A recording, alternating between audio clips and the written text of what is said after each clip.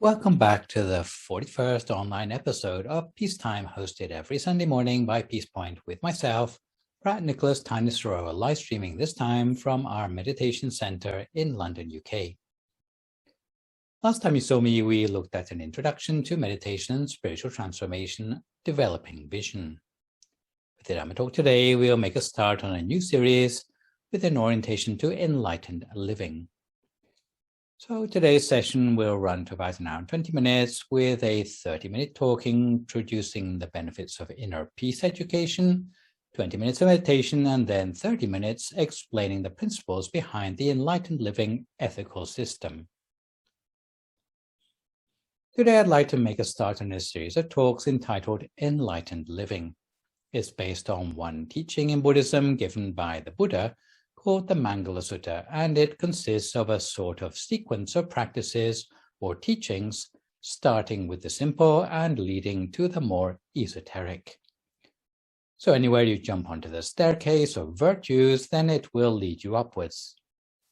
If this set of teachings is given weekly, it will generally provide about a year's worth of talks.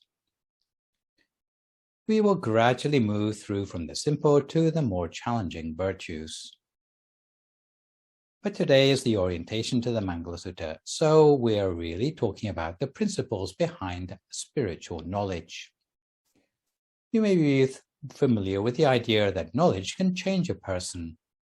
Generally, it's what we'd expect from becoming educated, is that if you are more educated through the knowledge that you get in your school or whatever, then somehow you change your potential as a person to go out and seek success in life. So we're used to this idea that knowledge can change a person. But what we are talking about here is not just a person becoming more equipped to earn their living or a better salary. We're talking about how they can transform their destiny to one that is brighter, not just in a financial way, but in terms of fulfillment on all levels. So we're talking about spiritual knowledge. I'm not saying that this subject is a stranger to the school curriculum, although it is getting rarer. If you can think back to your own school days, you may remember something called values education, or perhaps social, moral, spiritual, and cultural development. It's something that various countries place different amounts of emphasis upon, and some countries are quite prescriptive, especially if they have some sort of national religion. Whereas in other countries like France and the United States, they might back right away from the subject and delegate parents to teach what they want to their own children. And the school doesn't have much of a part in that. For the UK, education policy is somewhere in the middle. In any case, they tend to change the name of the subject according to which way the political wind's blowing at the time. Often it ends up as a part of religious education, which has always been a ragbag for everything that doesn't fit in other subjects.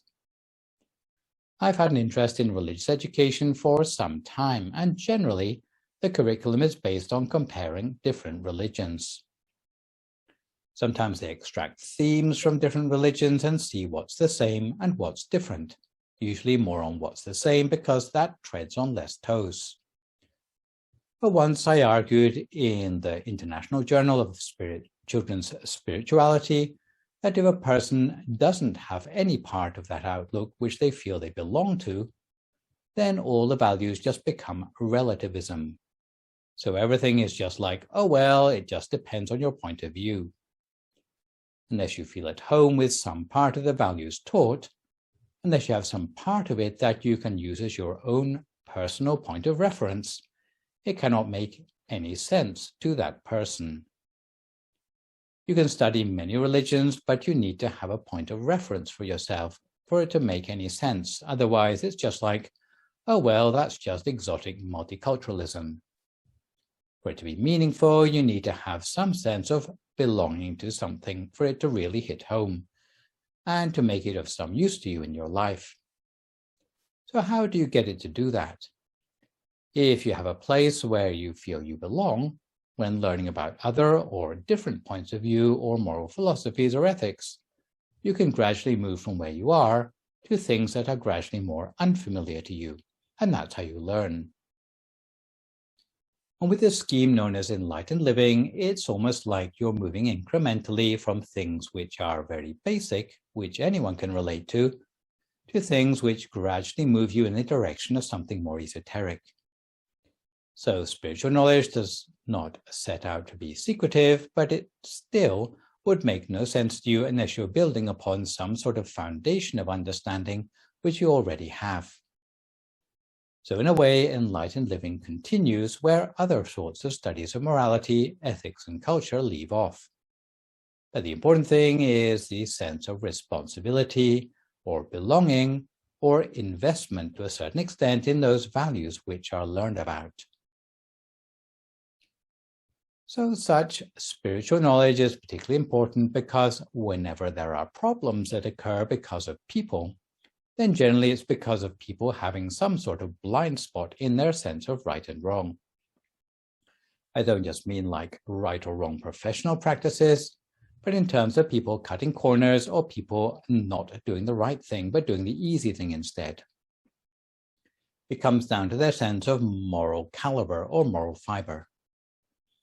And you could say that if a person is lacking in that department, then it's because they haven't become properly educated about the importance of why it would have been better to do the right thing instead of the easy thing. So you could blame any of these problems on their lack of ethical education. If they're not getting it from school, then where can they get it from? These days, I think schools maybe even hesitate to touch on these subjects in case the parents complain. Especially when it comes to the vocational knowledge they get at school and how to apply that knowledge in an ethical way, because any knowledge, any power you have can be used for good or for harm. Often there's not much clarity about where you would draw the line in those things. So a lot is taught in school, but not so much is said about how these can be applied to bring peace. Where still, the higher one goes in education, the narrower one's knowledge becomes. And maybe the more disconnected you become from maybe the ethical implications of your specialism. So this means that often the most terrible world events that you see on the news every night are perpetuated by people who are highly educated. And usually their victims are the people who lack education. So it's ironic that we each spend tens of thousands of hours learning in school and having the potential to learn really useful things, but the things we get instead are things that only add to the problems of the world. So some of the terminology which I'll talk about today, since there are some terms that might be unfamiliar to you. Firstly, something known as inner peace education. Secondly, the path of progress, blessings, the Mangala Sutta, enlightened living, and last but not least, the manual of peace. So I think I better define these because otherwise you will probably think, hey, didn't he just mention that with a different word? So inner peace education, or IPE for short, in the context of Buddhism is values education, and it's intended to help students to know themselves better and to guide their own life towards fulfillment. The term path of progress is a sort of campaign that was used in Thailand to integrate IPE into the school curriculum. The word blessing is a direct translation of the word mangala, which doesn't mean to mangle things up. It means it comes from the Pali scriptural language, and it means a blessing. Some people think a blessing must be an object or an action, but as we look more closely at the Mangala Sutta, we find that it can be anything that is the cause of prosperity or progress or happiness in life. The blessings are supposed to bring about abundance, wisdom, virtues, and progress, not just in the present time, but in your future as well. The unique thing about this sort of approach to ethics is that unlike a sort of blame culture where the bad things happen and you just look for someone to blame it on, this is completely the other way around. In that if something comes into being, then it predicts that the future is going to be brighter. So by bringing these things into being, it's like you are putting down a deposit on a brighter future. This is the sort of logic of these blessings. The Mangala Sutta is the source in the Buddhist Scriptures where the knowledge of the blessings is contained.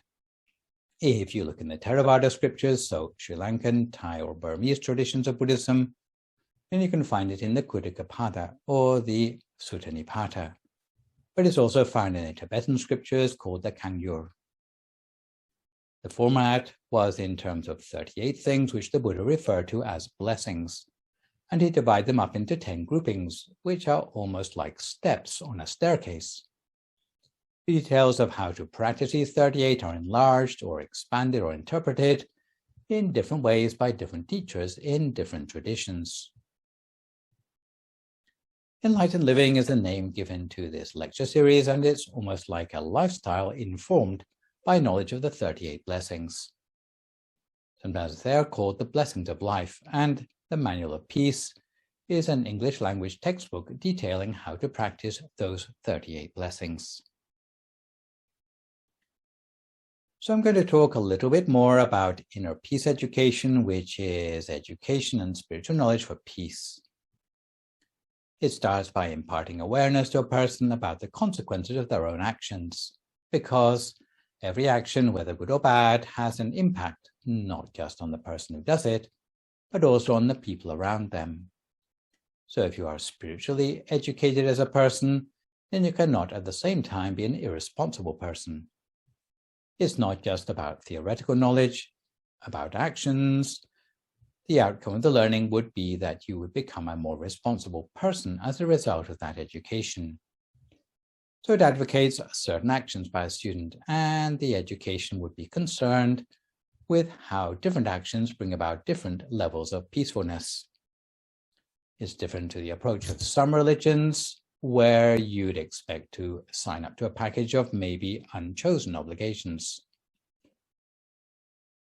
Here, inner peace education is about giving people a way to work out for themselves the peacefulness or unpeacefulness of the consequences of different actions that they might choose. So it's about giving people a way of reasoning rather than a set of prescriptions. It's not a sort of dogma, and this is why it's rather more difficult to make it into an educational system than simply saying, memorize this, and this you can do, and that you can't. It relies on lived experience more than belief or faith, and it allows a person to determine their own approach to their spiritual knowledge in a way that can provide a firm foundation of peace for any other sort of knowledge that they might learn in terms of vocational knowledge. Each person has a hand in their own education, so you could say it's self-education, and it's also applied. It doesn't necessarily have to take place in a classroom.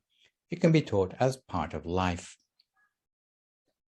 However, in order to really get to grips with this sort of education, it requires continuity, perseverance, and quite a lot of goodwill. Often these sort of qualities are eroded away in more materially focused education. Often with a curriculum that is already full, then they want to stuff it with yet more content, and all the sort of STEM subjects displace everything else. This is what's happening in the world over, especially in Western societies, and it's why even subjects like religious education are disappearing. Meanwhile, inner peace education has tried to help bridge the divisions that tend to come as a result of race or nationality or religious differences, because they explore shared values, although it can originates from Buddhist-led values, which you can see from the pictures here in Thailand. The things it talks about are basically human qualities. The people who learn about it will tend to reason through their decisions instead of being temperamental, and they tend to have more of a sense of responsibility coming out of their education towards themselves, towards their nearest and dearest, and towards the economy, society, and the environment. So they'd have a clear understanding of themselves and a clearer understanding of purpose in life. The really ambitious aspect of IPE is that even the people who teach it need to have some sort of first-hand experience in understanding themselves in order to be able to teach it to others. So they need to be able to exemplify it.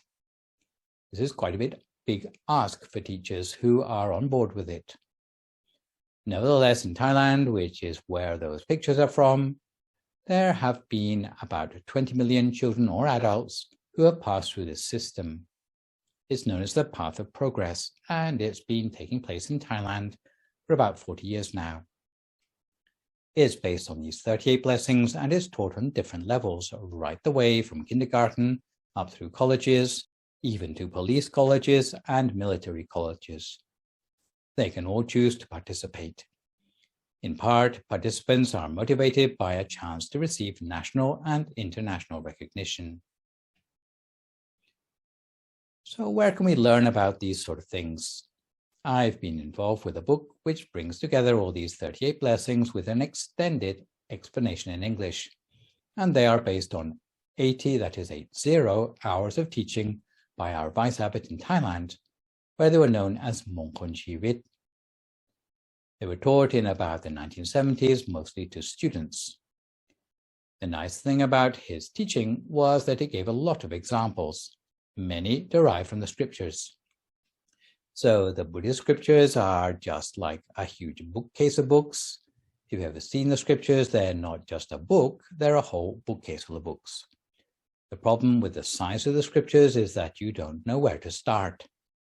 But if you've got a sort of structure like these 38 blessings, which you know are in order of difficulty, and you've got examples to go with each of these, then you can start simple and you've got all the examples laid out for you, which makes the scriptures much more accessible and helps the reader get to the point about practice in a way that can be related to real life. Second thing which I used when I was compiling these books was the shorter version, which is used by the school children, which is much more abbreviated. It doesn't have any examples, but it's much more structured. From the combination of these sources, I started to teach in Western countries. But it turned out that there are a few ideas which it is quite hard for Westerners to get their heads around. It's a challenge to understand Thai reasoning on certain sorts of ethics. Some things which Thai people might understand in just a sentence of explanation might take much more explanation to make sense at all to a Westerner. Some of the problematic subjects for Westerners, including things like respect and gratitude and things like not drinking alcohol, which most Westerners found unnecessarily strict or at least austere. So this sort of subject needed a lot of extra explanation. It's not that you can just take a Thai ethics book or a set of lectures and translate them to a different language. You have to basically reinterpret and re-explain the whole thing for it to make any sense at all in a new culture, a culture where people don't have that foundation of basic knowledge. A lot of the Thai explanations are quite rhetorical, such as, oh, well, everyone knows this and you should do it too, which is not that convincing for a Westerner. And often they rely quite a lot on a line of reasoning that goes, if you do this, then you will go to heaven, which is fair enough, but again, it doesn't work very well in a Western context.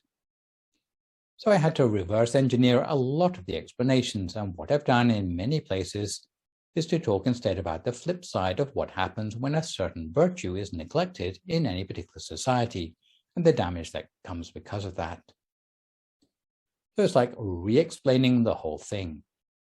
Although the conclusion may be the same, but how you reach the conclusion might be very different in a Western context. Also, I had to go back and look at quite a lot of the scriptural references because one thing our organization often gets accused of is making it up as we go along without any scriptural references. So to avoid criticism that we have deviated from the traditional teachings, what I've tried to do is to show that actually all the things discussed are in the scriptures already. It's just that they might not be particularly well known because a lot of Western Buddhist teachers tend to focus on rather different aspects of the scriptures, maybe not such practical ones. Also, I've replaced some of the illustrative examples with Western ones where possible and where the moral of the story is clearer. So, copies of these books should be available in your meditation center libraries or your favorite booksellers if you're interested in a companion textbook. If you miss out on any particular episode of the 38 Blessings, then you can go and read up on it from those books for yourself.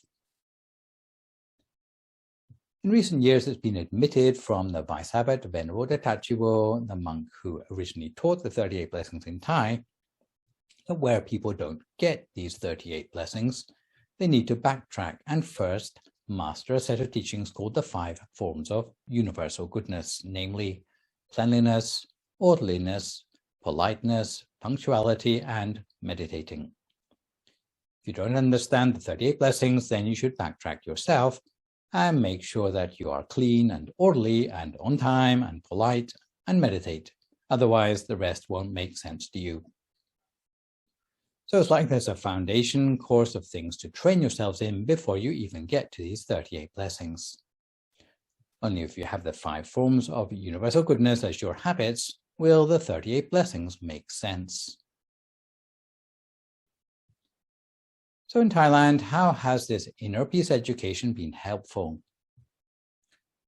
It has helped schools quite a lot to inspire their students to obtain an ethical perspective on their vocational studies. I'll give a couple of examples briefly. There's an example of an elementary school, so a primary school if you're in the UK, where students adapted the 38 blessings to other aspects of their curriculum.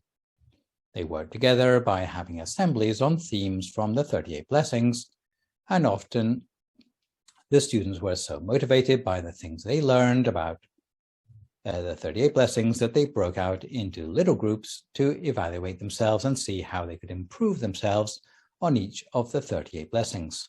So these initiatives came from the students themselves. Even the little kids were interested, but they couldn't manage the assemblies. So they did it with the help of their homeroom teacher. Some of the kids learning about the 38 blessings were quite good academically, and there was even a boy called Prajya who won a medal in one of those mathematics Olympiads. He won an international medal, but he said that what was more important to him was knowing how to apply what he had learned in an ethical way. So the organizers thought it was a good sign that they were on the right track, that kids weren't just interested in academic knowledge to the expense of all other things. They were also generally interested in the ethical side to their knowledge.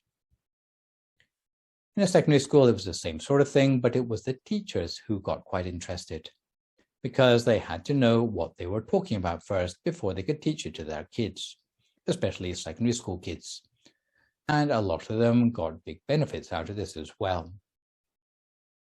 A really dramatic story was one of those secondary school kids who got himself in trouble, a guy called Visarut Komkeo, and he was at school in Nakhon Pathom.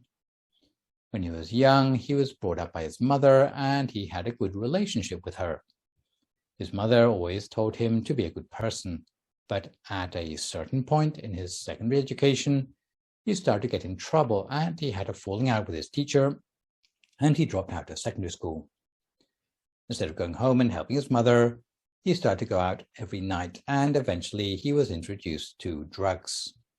I don't know what sort of drugs it was, in pill form, he said, but he got addicted to these, and he ended up selling them in order to support his own habit.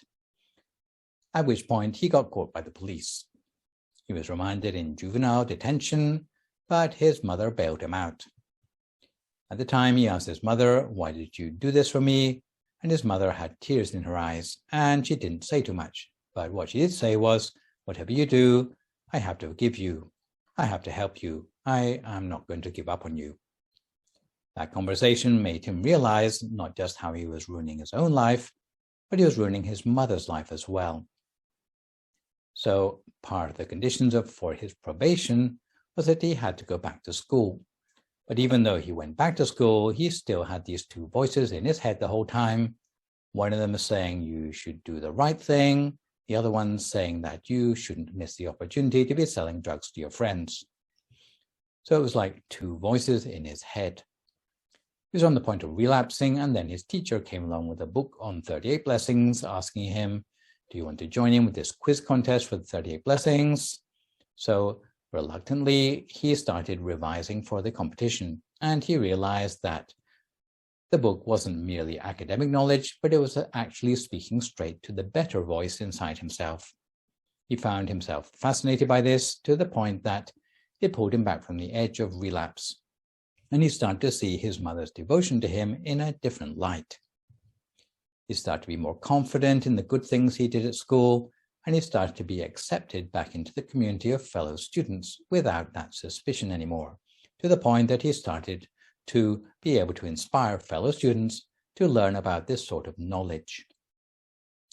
So he said that was really the turning point in his own recovery, to allow him to go back to leading a successful and a normal life again, just by having that knowledge. So that was a dramatic example of how knowledge can change a person's life. So without going into too much detail, I will just say that it was a few years ago when some of these teachings received more interest in English, probably going back to about 2005 or so. They also organized a World Peace Ethics Contest in English. You will see some of the trophies won by local people with expert knowledge of the 38 blessings around your local meditation center. Sadly, after 2005, the powers that be moved on to other books like The Warm-Hearted Family, because they thought that once they'd done one book, they could start having a different book every year. Nonetheless, the World Peace Ethics Contest continues to enjoy popularity with students who speak English in places like Sri Lanka, Bangladesh, Nepal, and Mongolia. So that has been a final example of the good things that has come out of having some of these 38 blessings materials available in English. So now, with all this talk of lives turned around by spiritual knowledge, let's take a break halfway for some meditation, which today is entitled The Art of Waiting. So at this time, we settle ourselves down for 20 minutes of meditation. If you would like to find a comfortable sitting position for yourself now as you listen to my guidance.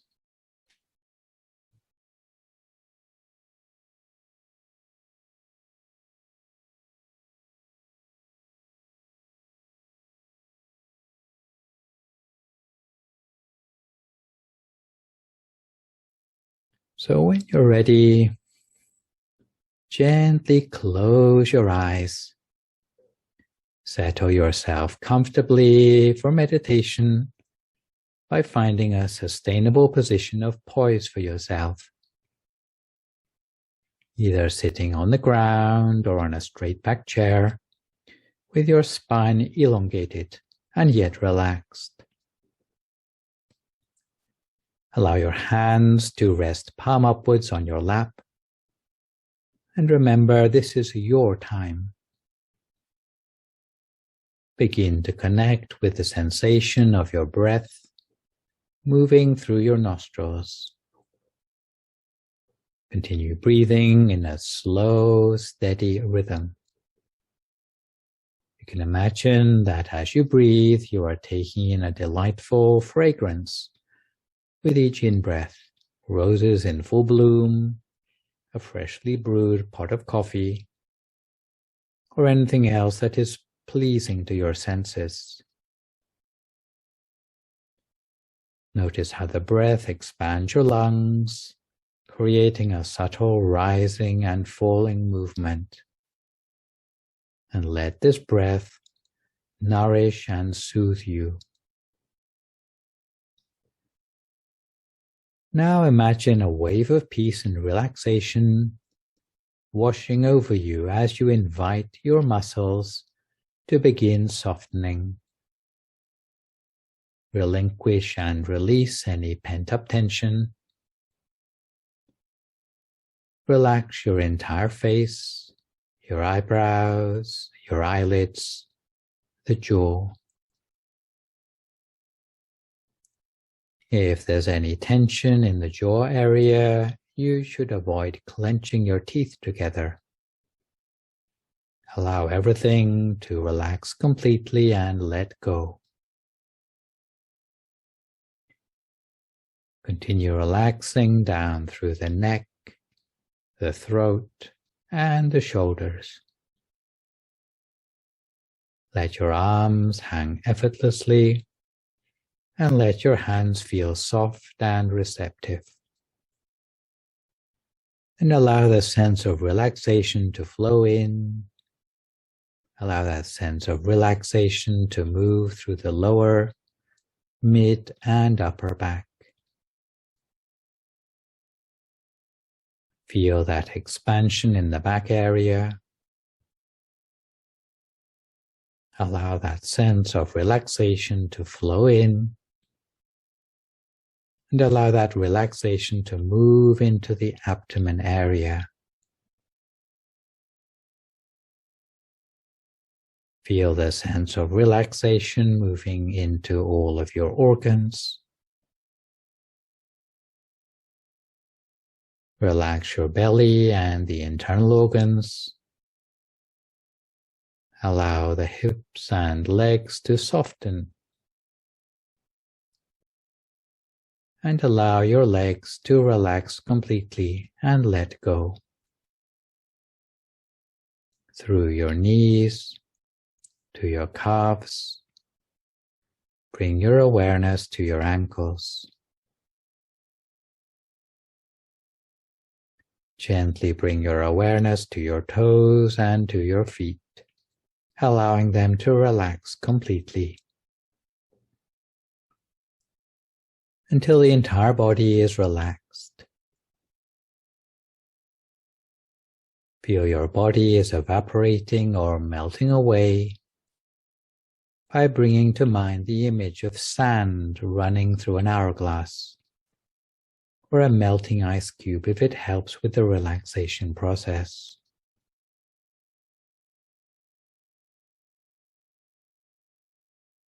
And turning our attention now to relax our state of mind, we let go of all thoughts and distractions. We let them fade into the background as we give ourselves this time to slow down and reconnect with our body and spirit.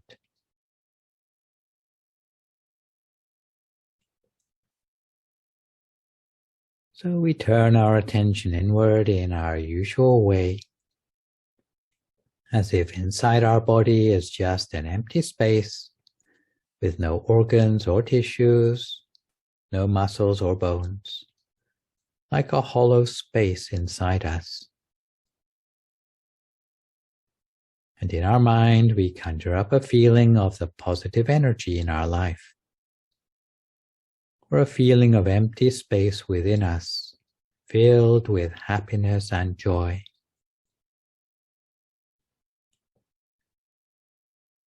We imagine a bright, clear object, like a shining sun, a star, maybe a diamond or a full moon, or a feeling as if such an object is present inside us and floating slowly downward until it comes to rest somewhere around about the very center of our body. If anything distracts our awareness away, we bring our attention back to this central point each time. If the picture or feeling disappears, we can conjure up a new one.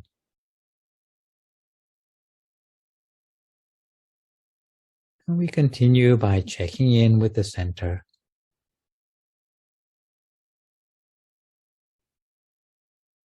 We make sure that we don't press the feeling tightly. The way we check in is just by a soft nudge. By checking in with the center gently but firmly. But the way we touch the center should be really soft. Now, after waiting for a while, the mind becomes used to that gentle connection inside the body. In the meantime, we continue to be slow until such time as the slow mind can become still.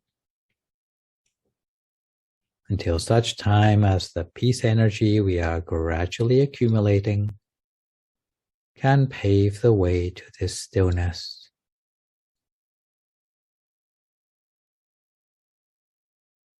If you find yourself becoming distracted from time to time, acknowledge the activity of your mind and direct your attention back to your center. The reality of meditation in the beginning is that it's always going to be this gentle back and forth. So pay attention to this process of moving away from the center and coming back. As you do so, this movement of attention will leave you unfazed, allowing you to come back again and again, and cultivating a sense of patience and gentleness within yourself. You never have to push anything away. You never have to try to control or fix your thoughts. If at any time during the meditation you realize that the mind's wandered off or got caught up in thinking, no problem. That's just what it's used to doing. Give it something different. Reintroduce it to the center, observing the center. Every time that you bring your awareness back to your center, it will allow you to dive deep to where the stillness and calm is, to where the beauty is. Tell yourself there's nothing that you have to get right or to perfect. You simply remain curious and observe in the present moment. You're getting to know the center, observing its qualities. You're creating space between yourself and your thoughts, and tapping into that still, silent place. If thoughts return, we do our best to ignore them. If ignoring the thoughts proves ineffective, then we can make use of the traditional mantra instead, using the words Samma Arahang, Samma Arahang, Samma Arahang. The more you say the mantra, the more power you give to the words of the mantra, and they start to become true. They start to lead us deeper towards the sense of purity in the mind. So feel these words resonating within your heart and within every cell, every fiber of your being, with every repetition of the mantra. In this meditation, know that you're constantly guiding your mind to the present moment and your true nature, inward, beyond thought, as you gradually build a relationship with the center, as you get to know the center. And in return, the center is guiding you to the present moment, to that calm and peace within. You may be aware of space or silence. You can observe that. You may be aware of thoughts, sounds, or emotions, but you can observe them. In this way, the mind stays in touch with the center, gradually building up a familiarity with the center. In the meantime, we don't harbor complaints in the mind like, why is it taking so long? Or why don't I feel it that much? Meditation proper takes a little time to kick in. Patience in meditation can sometimes mean sitting back and evaluating our meditation less frequently or less critically. so that we can appreciate our progress. Changes can be slow, like grass growing. Being impatient can be especially problematic when we are coping with a chronic or a severe problem. If we can assume that with mindfulness practice, some kind of improvement in life condition will occur over time, albeit slowly, then it's a good strategy to spend less time continually asking yourself, how's my meditation going? Do I feel better right now than I did a moment ago? Running less of a mental commentary gradually frees up the mind to enjoy the meditation in the present moment more. This helps to avert discouragement and despair that can arise when we insist on seeing spectacular changes all the time. The ocean knows a thing or two about patience. The ocean will spend aeons breaking rocks into sand. It makes the same tidal movements every day without complaint. It touches land with surf, wave upon wave. It is inexorable and elemental. Similarly, as our attention wanders away from the center, as it inevitably will, we just bring to mind the interminable nature of ocean waves lapping at the shore. And with the same unfailing gentleness and kindness, we'll be able to usher our attention back to the center.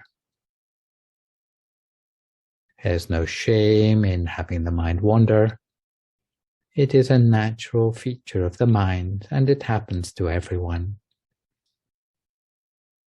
So if it wanders, we simply check in again with the center, or breathe the awareness back to the center. It's no big deal. It's no real trouble. There's no reason to rush, to get frustrated or even disappointed. The glimpse of inner peace will come, will grow little by little. In the meantime, we keep our mind free of expectations. If we are distracted by thoughts, we acknowledge them without fighting back. They will go away by themselves if we don't take notice of them or starve them of importance, until the mind becomes emptier little by little. In the meantime, the weight already helps us to feel a little more peaceful. In this way, we can continue to remain inside the center in this way for a few moments more. In the meantime, we let the peaceful feeling and the energy cleanse this empty mind. The energy can pass on to the body, and let the body absorb the same clean, pure energy, cleansing. Enjoy the lightness of body with the understanding that peace energy is pervading the whole of our body and mind.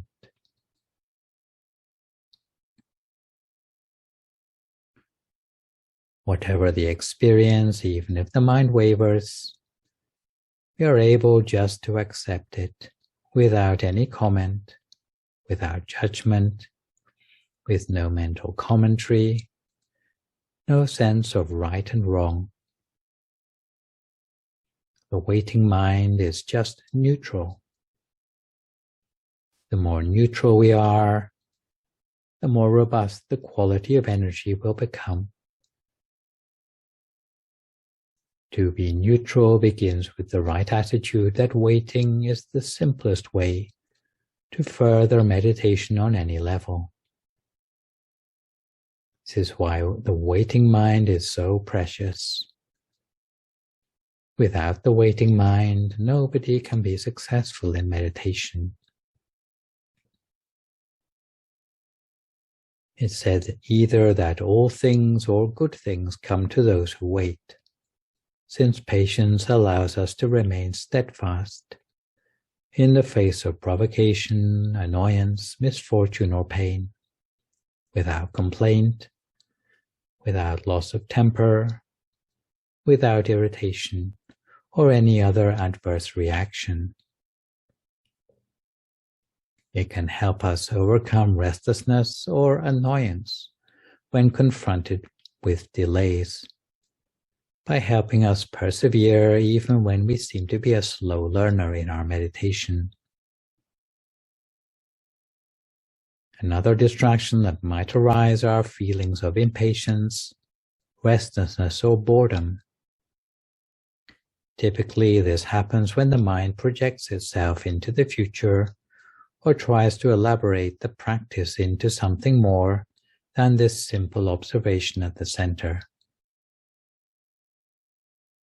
You can acknowledge these distractions without buying into their stories. According to the ancient wisdom of the Bhaddekarata Sutta, we shouldn't chase after the past or place expectations on the future, but we should remain with whatever quality is present that we see right here and right now. We continue to remain inside the center in this way for a few more moments in silence.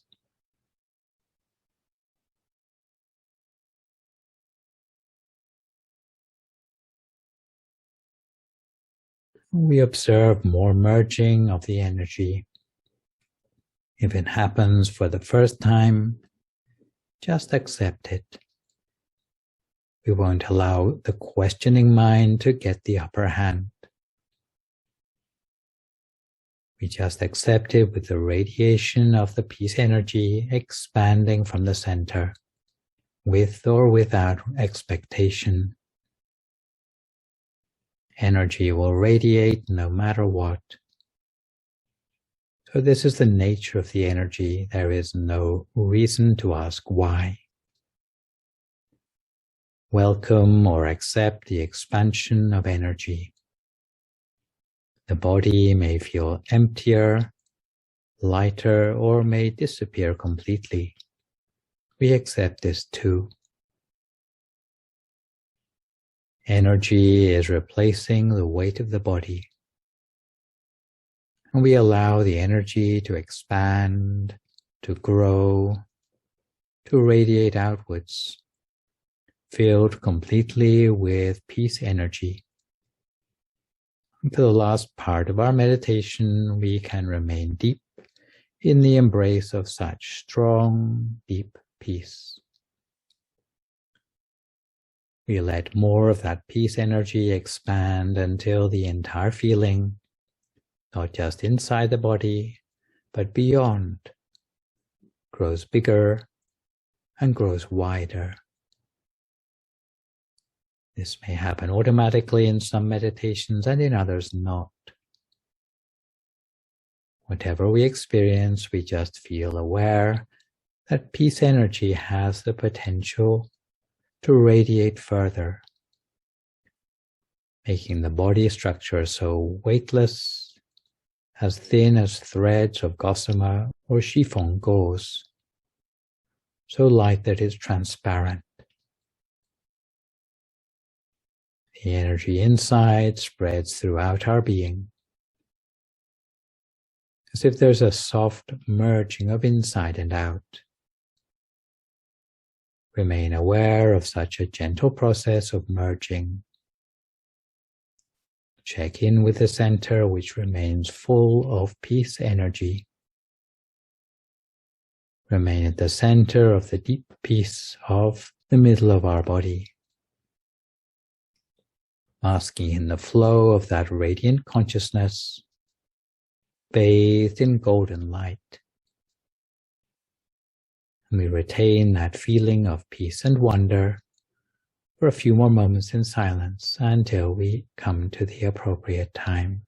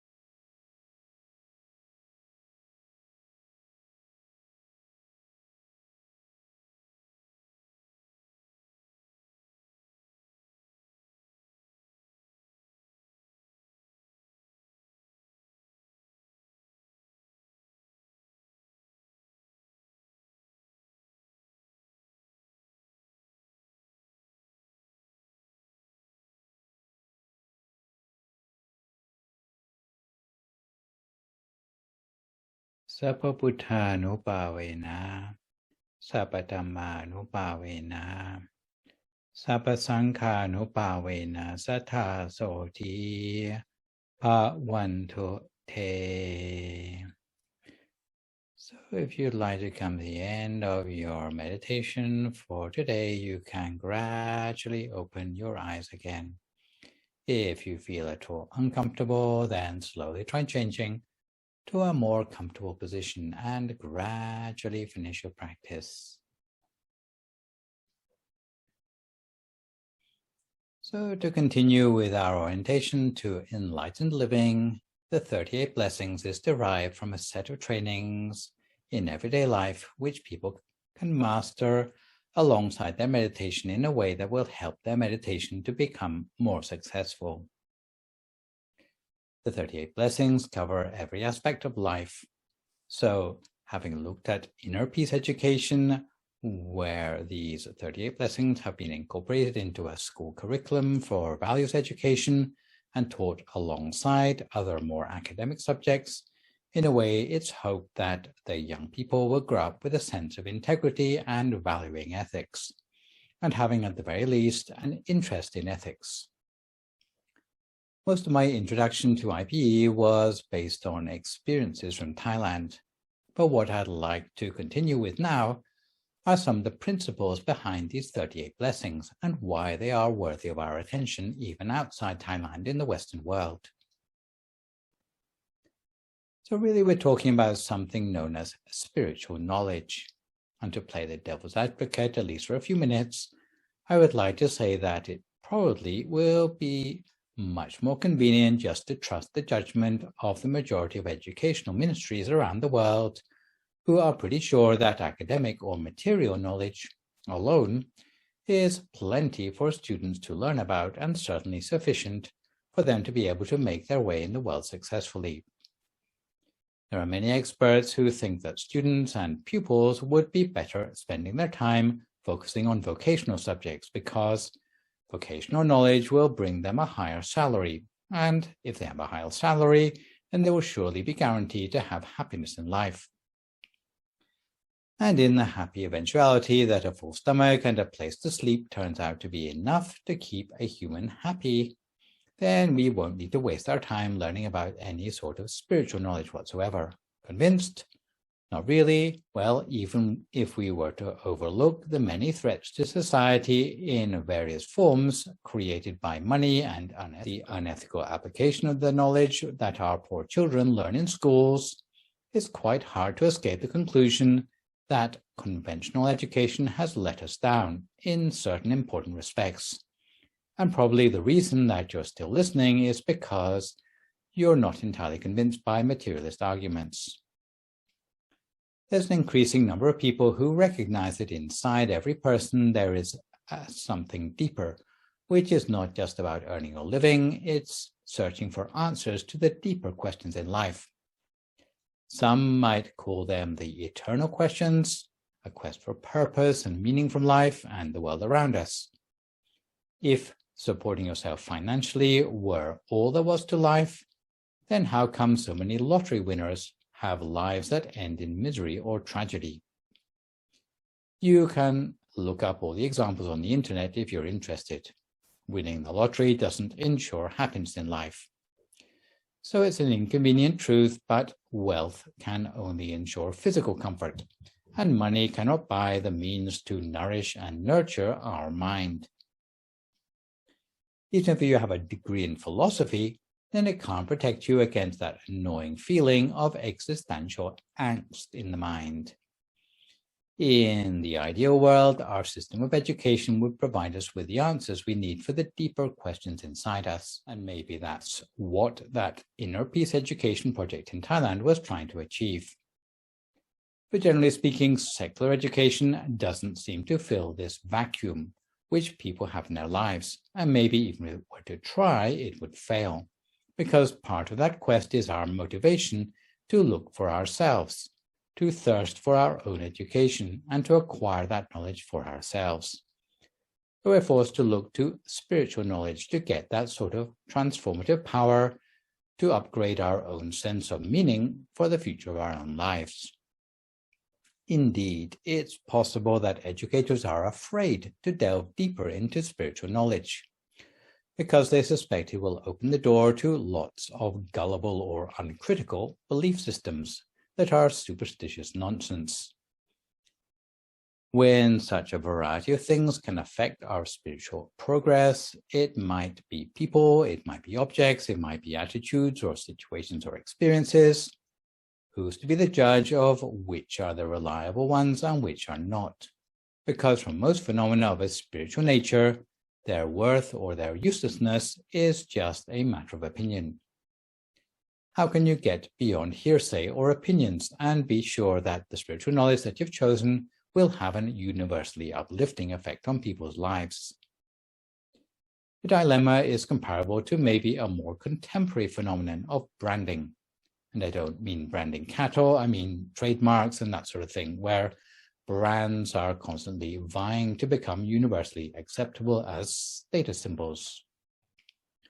So to give an example, if you've got a Mercedes or you've got Adidas sneakers or trainers as they call them in the UK here, then they are very sought after brands, or at least they used to be. In Asia, if your family can save up to splash out on their first Benz, then they feel that they have somehow arrived in polite society. It's true these days that desirability may have shifted slightly. I think the top 10 these days includes Ferrari and Apple, more because, surprise, surprise, brands go in and out of fashion. So we shouldn't be surprised by this because even heroes go in and out of fashion these days, as you've seen from the tearing down of statues in various public places recently.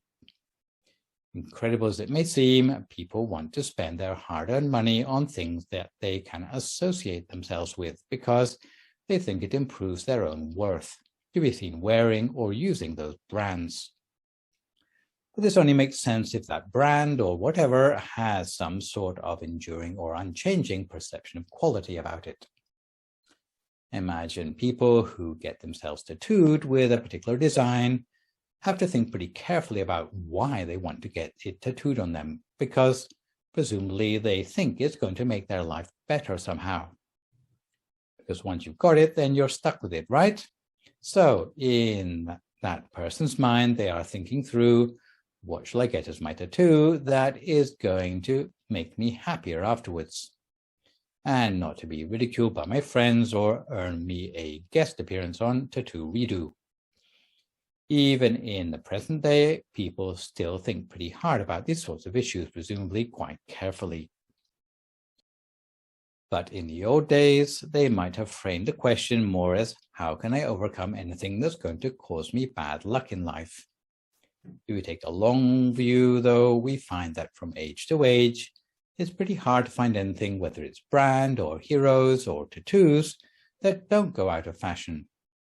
In times gone by, the ancients realized the changeability in the things that they valued, and they would call them not brands, but they would call them blessings.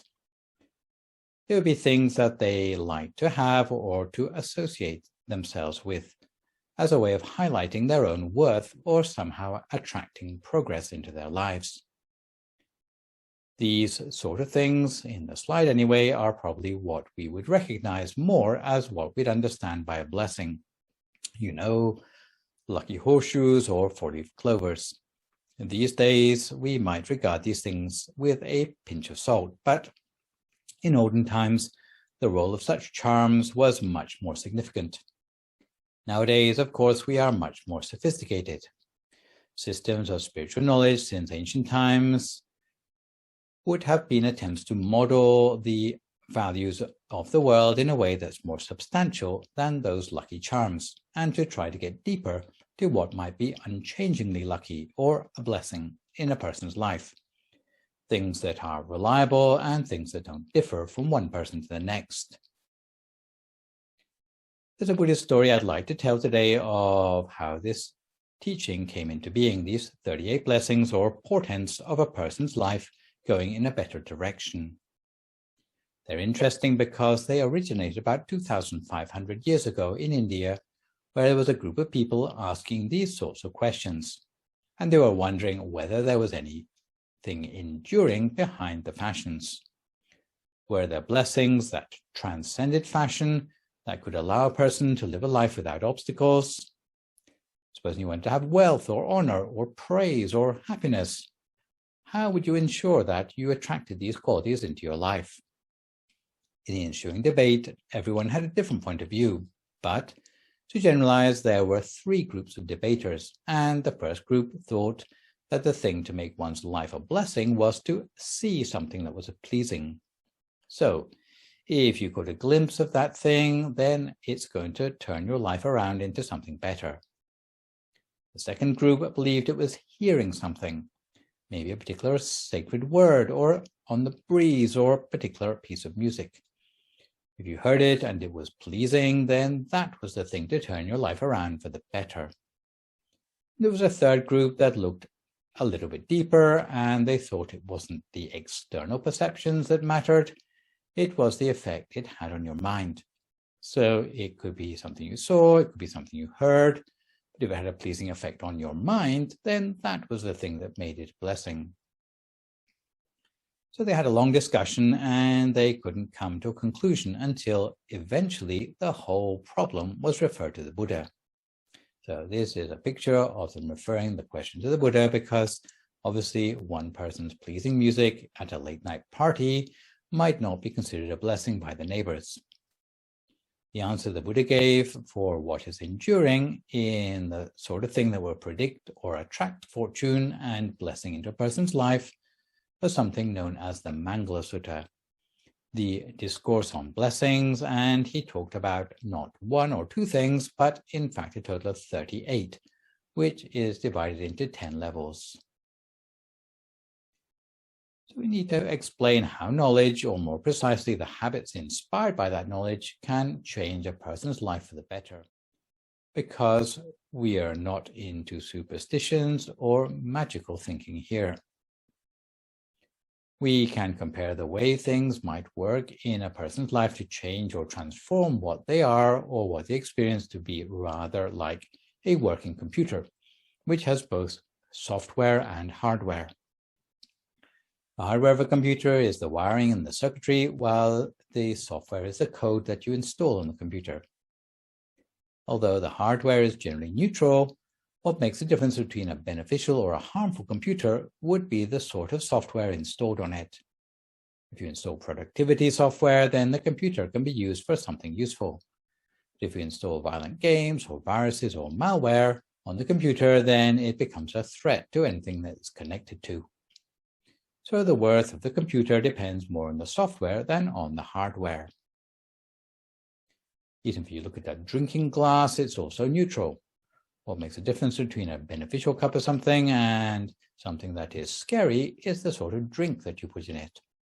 So if you pour nourishing milk or something in the glass, then it will be welcomed by everybody.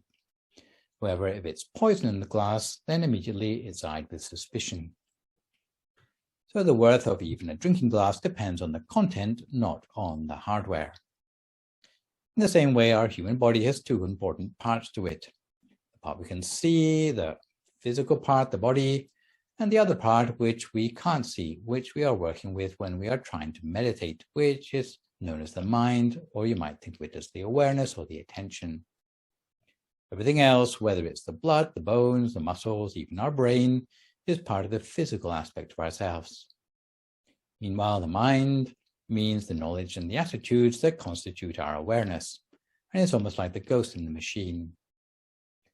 So although the physical part of ourselves may look different from person to person, but really the physical component is neutral. The real difference between people, especially when it comes to predicting how their life is going to go, concerns the software, which means what's in the mind, especially the sort of habits generated by what is in their mind. So, unfortunately, the software of human beings doesn't come factory pre-installed. Well, we come into this world without a great deal of software. And how we get that knowledge or the content of our mind, well, that's what we spend our early years doing. We need to learn as much as we can to fill our gaps in our knowledge, so we can navigate life successfully, and our subsequent pathway through life depends on the sort of knowledge that we pick up. It's not just the more the better, but it depends on the sort of knowledge as well. Sometimes we might fill ourselves up with a lot of positive outlook on life, which generally will predict a better future for ourselves. However, if we fill ourselves up with a lot of negativity, especially the sort of things that you could categorize as lies to yourself or lies to your soul, then that negativity might end up being harmful, not only to yourself, but to others around you as well. So there are values in the knowledge, not just any knowledge will do. So we learn from the things around us, but we learn especially from the people around us and the sort of knowledge that is exemplified by those people who are close to us. The sort of knowledge which is described as positive, which would predict a good future for us, are contained in the 38 blessings I'm trying to describe. There are 10 levels to the 38 blessings, but the first set of blessings concerns the acquisition of what's known as discretion, which means the ability to tell the difference between something beneficial and something harmful. Because even if someone is knowledgeable, but if their discretion is faulty, then they are likely to get themselves in some sort of trouble. If they get in with the wrong sort of people, then that will be the sort of habits and knowledge that will brush off on them. So in this first group at the bottom of the screen there, turning our back on old bad habits is primarily to do with the sort of people we choose to associate with, or that we have as our friends, because that will be the source of most of our knowledge and assumptions about the world. So we need to be careful about the sort of people who are close to us, or at least what we let brush off on us from those sorts of people. The second group concerns a consolidation of the goodness in our own habits and outlook on the world, especially recognizing the good habits we already have in ourselves and establishing a proper aim in life. The third group of blessings, moving up to the third level here, is to do with how we can make a contribution to society by our skillfulness. So, being able to stand on our own 2 feet in terms of earning our living and avoiding becoming a burden on others in society. The fourth level deals with what, after we are able to help ourselves stand on our own 2 feet, we can do to help other people close to us for whom we are responsible, whether it be our family or our parents, and divide our time skillfully between work life and home life. The fifth level, and it says there, becoming a pillar of society, is to do with helping beyond our own home and beyond our own family, to become more of a person who gives something back to society, which becomes possible once you've got your own life in order. Beyond that, we start to come to level 6 up to 10, which had to do with working with the mind directly. But the logic of these 38 blessings is that if you haven't got your own life in order yet, it's very hard to work constructively with the mind because there's going to be so much turmoil in there. So how does this system measure up to other ethical systems? There are a lot of advantages that come from these 38 blessings in terms of the logic of the ethics which they use, but I picked out 10 things which commend it as a system to guide us when we are thinking about things in an ethical way.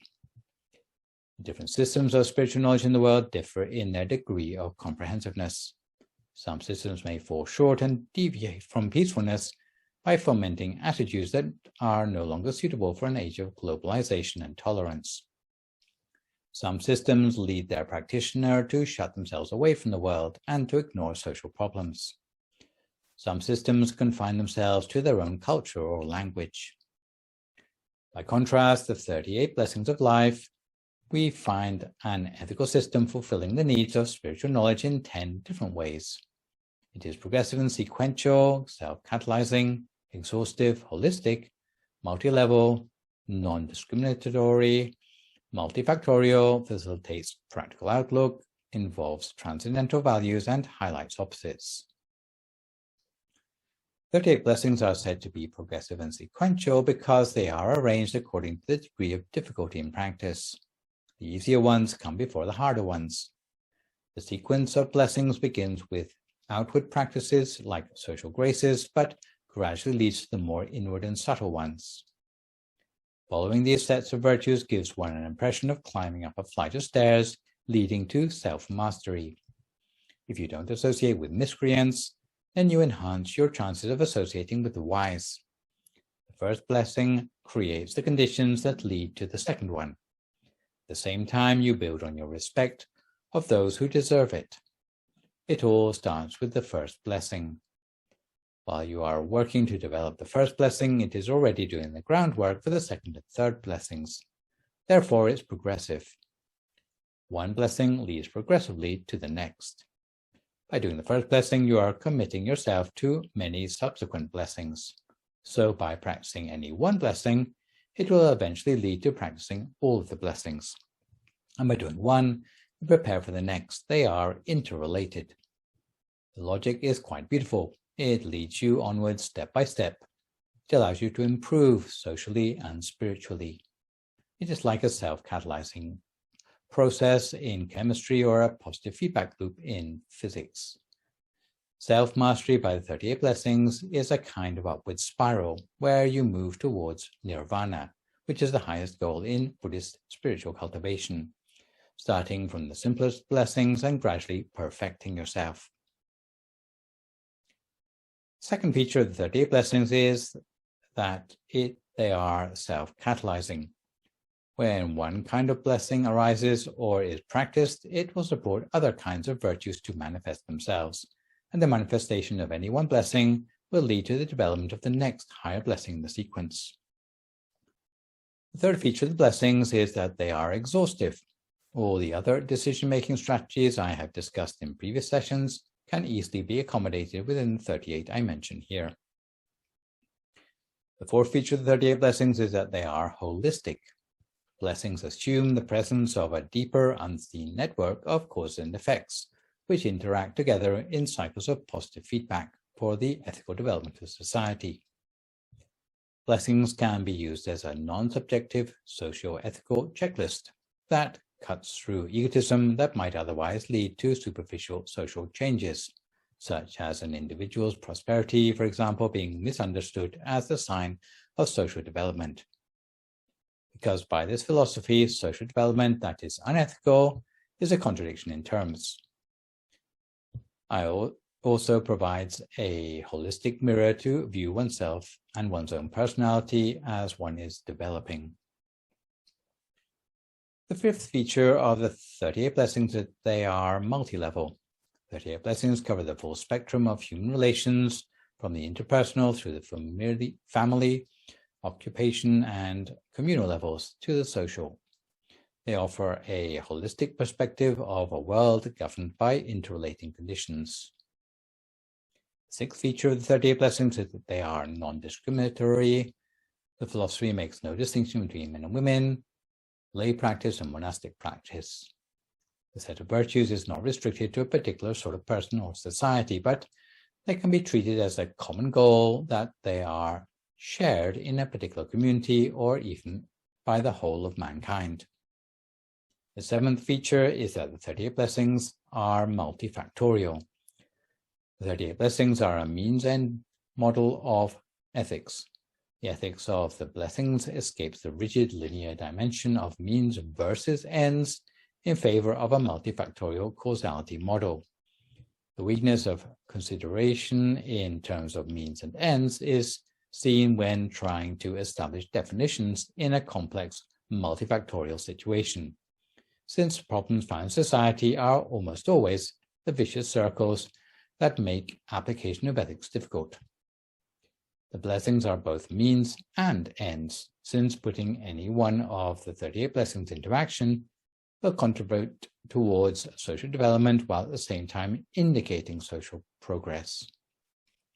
Therefore, blessings also help to avoid the dilemma of justifying unwholesome means by wholesome ends. The eighth feature of the 38 blessings is that they facilitate practical outlook. The practice of blessings effectively reverses positive feedback loops of decay through the setting in motion of positive feedback loops of development. Firstly, to check the downward spiral, and secondly, to turn the spiral upwards. The blessings encourage personal commitment instead of passing the buck. The ninth feature of the 38 blessings is that they deal with transcendental values. The 38 blessings of life do not focus merely on the values of action based on moral principles or intention for the actions, but rather on the modes of relationships in society, environment, family relations, education, communication, and spirituality.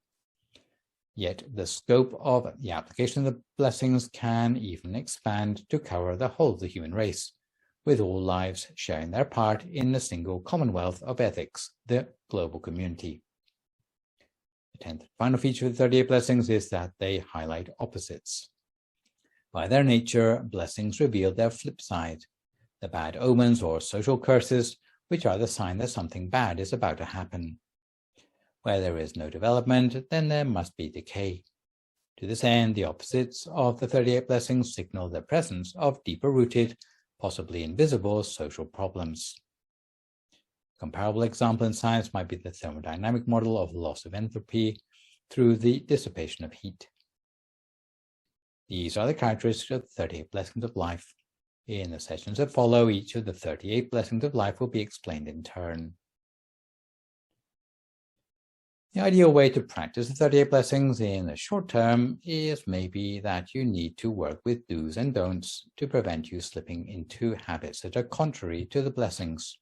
So that would be why you have things like rules and precepts to sort of help you get familiar with things which you need to avoid, so that you don't need to use too much reasoning.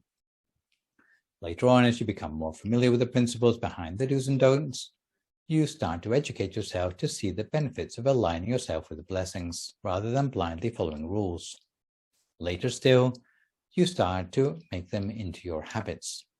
You start to internalize them more, and eventually you'll be able to network to those around you with the same sort of logic as well.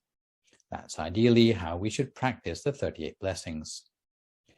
So this session I've introduced the logic of the 38 blessings to you.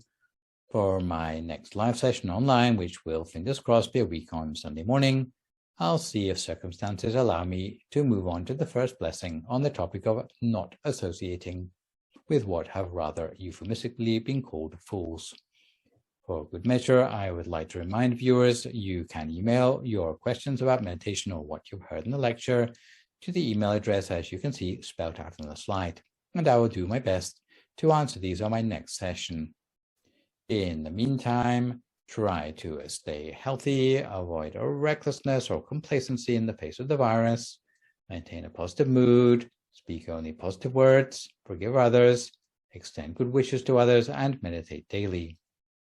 Hopefully, as a result of today's session, you will be inspired to develop spiritual knowledge in yourself through the study of the 38 blessings. So, for today, this is me, Phra Nicholas Thanissaro, signing off for this session. So long, folks, and stay safe.